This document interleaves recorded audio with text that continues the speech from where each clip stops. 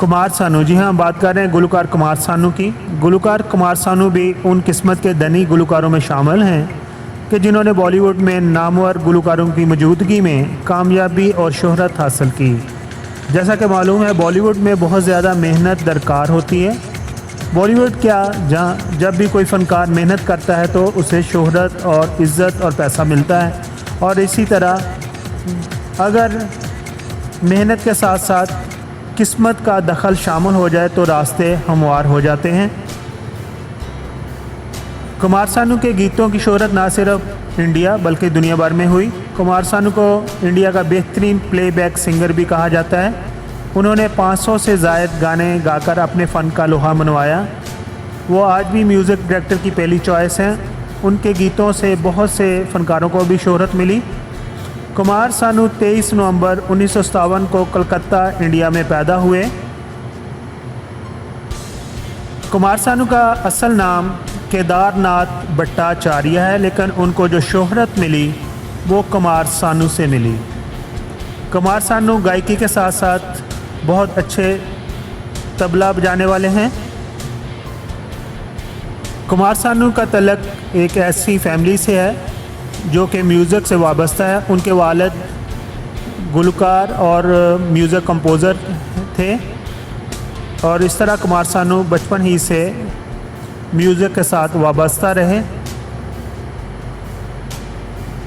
कुमार सानू ने सिंगिंग का आगाज़ जो किया था 1979 से ही कर दिया था, और वो कलकत्ता के कई रेस्टोरेंट में जो शो होते थे उनके अंदर वो सिंगिंग करते थे, और उनका जो अंदाज़ था वो किशोर कुमार का अंदाज़ था, और वो ज़्यादातर गाने किशोर कुमार के ही गाते थे।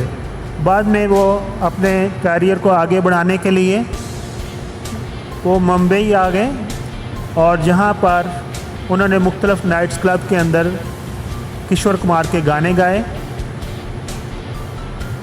कुमार सानू ने अपने फ़िल्मी कैरियर का आगाज़ बांग्लादेशी फ़िल्म 3 कहानियाँ से किया, जो कि 1986 में रिलीज़ हुई।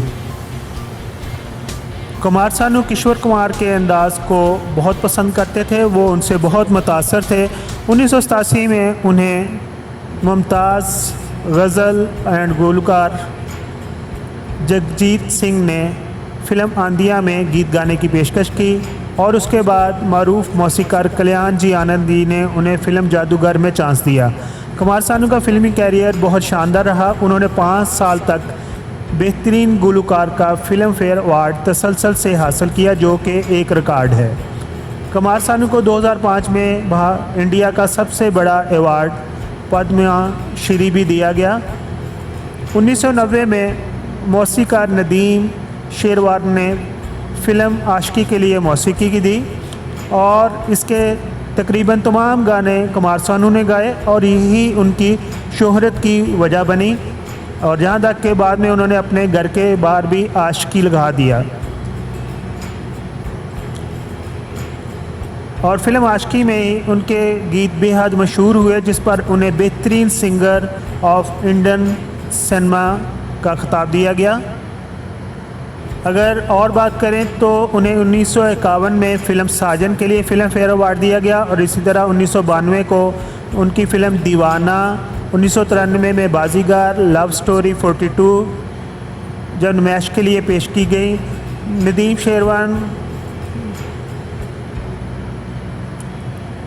की मशहूर फ़िल्म दिल है कि मानता नहीं, सड़क, साजन, दीवाना, दिल का क्या कसूर, कल की आवाज़, दिल वाले, राजा हिंदुस्तानी, सिर्फ तुम, दिल का रिश्ता और अंदाज़ फ़िल्म काबिल ज़िक्र है। कुमार सानू सोनी इंटरटेनमेंट के रियलिटी शो वार परिवार और जी टीवी के प्रोग्राम सारे गामा में बतौर जज भी फ़राइज़ अंजाम दे चुके हैं। उन्होंने 2004 में अमली तौर पर सियासत में हिस्सा लिया और भारतीय जनता पार्टी में शमूलियत इख्तियार की।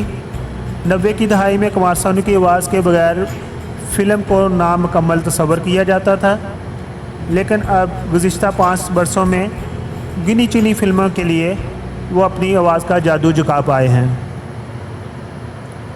अगर हम अज़दवाजी ज़िंदगी की बात करें तो कुमार सानू की वाइफ का नाम सलोनी सानू है और उनके 2 बच्चे हैं जिनमें शैनन कुमार सानू और अनाबेल कुमार सानू, और उनकी बेटी कई स्टेज शो में गा भी चुकी है।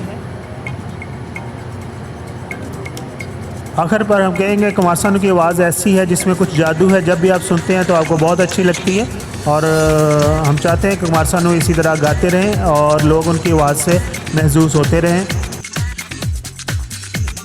अगर आपको ये बायोग्राफ़ी पसंद आई हो तो मेरे चैनल को लाइक कीजिए और सब्सक्राइब कीजिए। आप तमाम दोस्तों का बहुत बहुत शुक्रिया।